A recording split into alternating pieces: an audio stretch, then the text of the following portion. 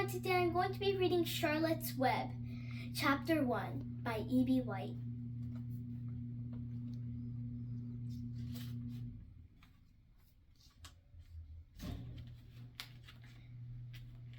Before breakfast. "Where's Pa going with that axe?" said Fern to her mother as they were setting the table for breakfast. "Out to the hog house," replied Mrs. Arable. "Some pigs were born last night."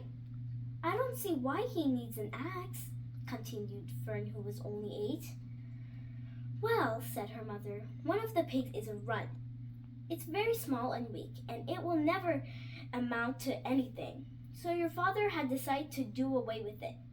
"Do away with it?" shrieked Fern. "You mean kill it, just because it's smaller than the others?" Mrs. Arable put a pitcher of cream on the table. "Don't yell, Fern," she said. "Your father is right. The pig won't probably die anyway."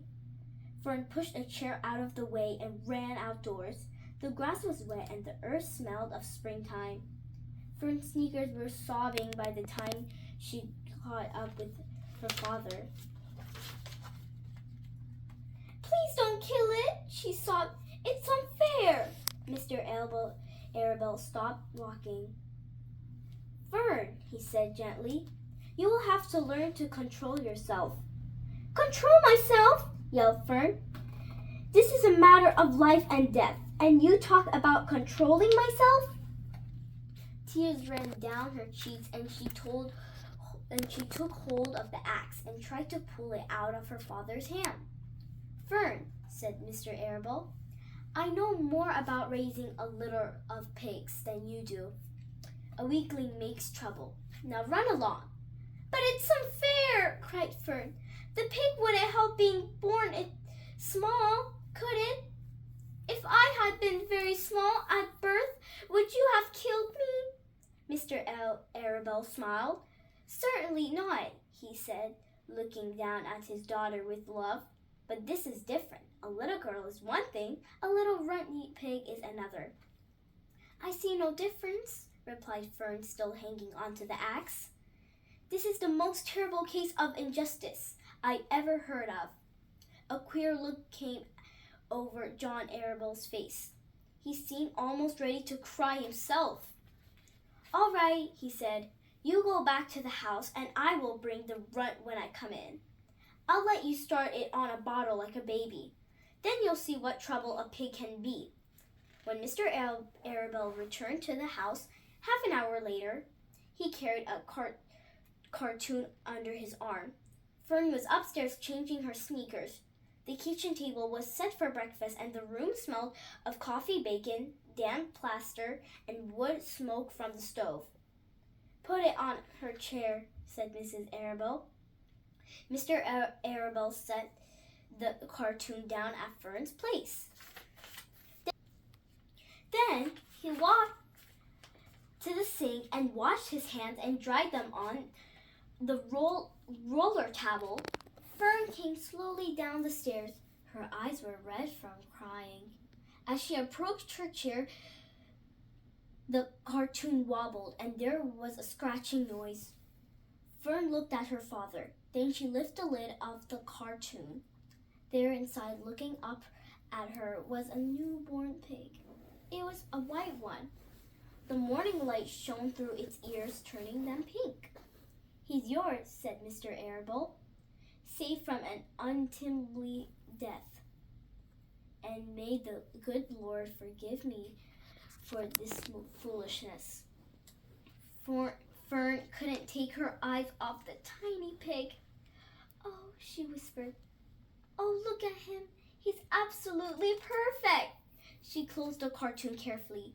First she kissed her father, then she kissed her mother. Then she opened the lid again, lifted the pig out, and held it against her cheek. At this moment, her brother Avery came into the room. Avery was 10. He was heavy-armed, an air rifle in one hand, a wooden dagger in the other. "What's that?" he demanded. "What's Fern got?" "She's got a guest for breakfast," said Mrs. Arable. "Wash your hands and face, Avery." "Let's see it," said Avery, setting his gun down. You call that miserable thing a pig? That's a fine specimen of a pig. It's no bigger than a white rat.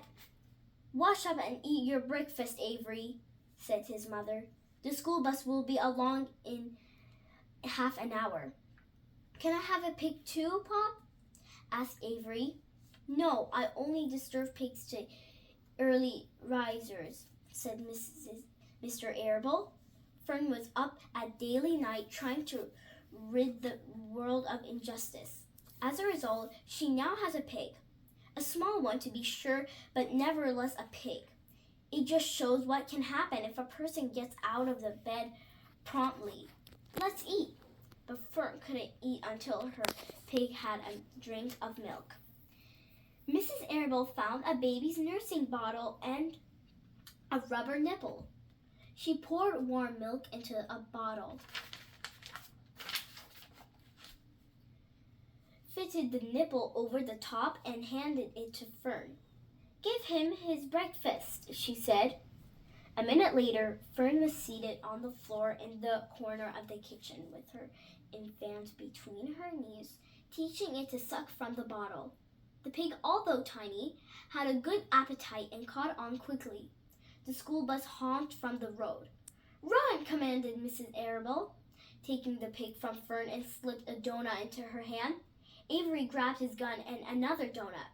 The children ran out to the road and climbed into the bus. Fern took no notice of the others in the bus.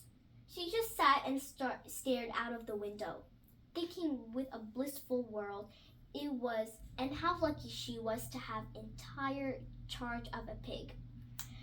By the time the bus reached school, Fern had named her pet, selecting the most beautiful name she could think of. Its name is Wilbur, she whispered to herself. She was still thinking about a pig when the teacher said, Fern, what's the capital of Pennsylvania? Wilbur, replied Fern dreamily.